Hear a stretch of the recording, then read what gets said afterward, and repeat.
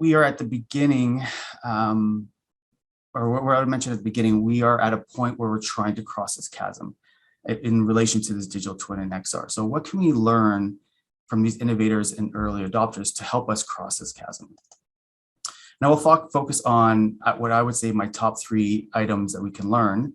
And I should also mention that these items can be applied to any organization going through any digital transformation, or what I would actually like to call more of a business transformation, because digital is just a portion of it that's driving it, but we really need to change our business. So first one is clear vision and goal defined by business value. And what differentiated the successful early adopters with the ones that failed was largely how clear the team was on what was needed to be achieved. We're not implementing a technology for the sake of implementing a technology. We are using a technology in the means to achieve some significant business value. And we really need to know how and why, or why and what we are trying to achieve before we can even get into the technology. And with this understanding the value that they needed to deliver, the team was able to focus on what was important, and more importantly, know when to pivot when they learned that their strategies would not work or provide the results that they wanted. Another common characteristic that we see that the successful early adopters had was a growth mindset, which can loosely translate to that they were comfortable with the uncertainty, losing early with a particular strategy or tactic, learning from it and pivoting accordingly. The marketing buzzword is agile, which I'm always careful to use because there's many people that have strong negative feelings about it. However, it's not really agile that's the issue. It's that people say that they're doing agile, which are not. It's like saying I'm healthy because I eat vegetables once a week.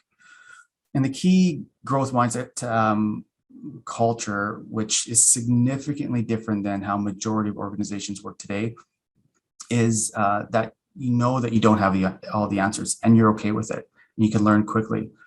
And this is why you see the strategy that most have implemented is that they have these small iterations that provide business value. So if you remember the early adopters examples, most were using a static model. And using a static model is not part of their long-term vision. However, it's a great first step in their journey to achieve their vision, but as well as the key thing of providing business value today. So again, not all the value was attained from the first step. However, it was an important first step for their digital transformation.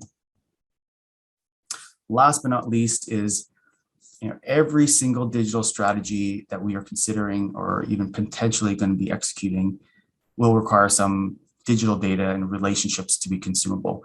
And this is every single digital strategy. And this is why it's so important to make sure that we have our digital information under control. And this could be with an information foundation that can drive all or some of our digital initiatives, including this elusive digital twin. And the more successful early adopters had some level of an information foundation. And this might scare people as they think they need to get a perfect strategy or solution. However, this was not the case. Successful early adopters did not spend too much time to get it perfect, as we all know that perfect is the enemy. But they created a basic foundation that they were able to iterate and build on top of.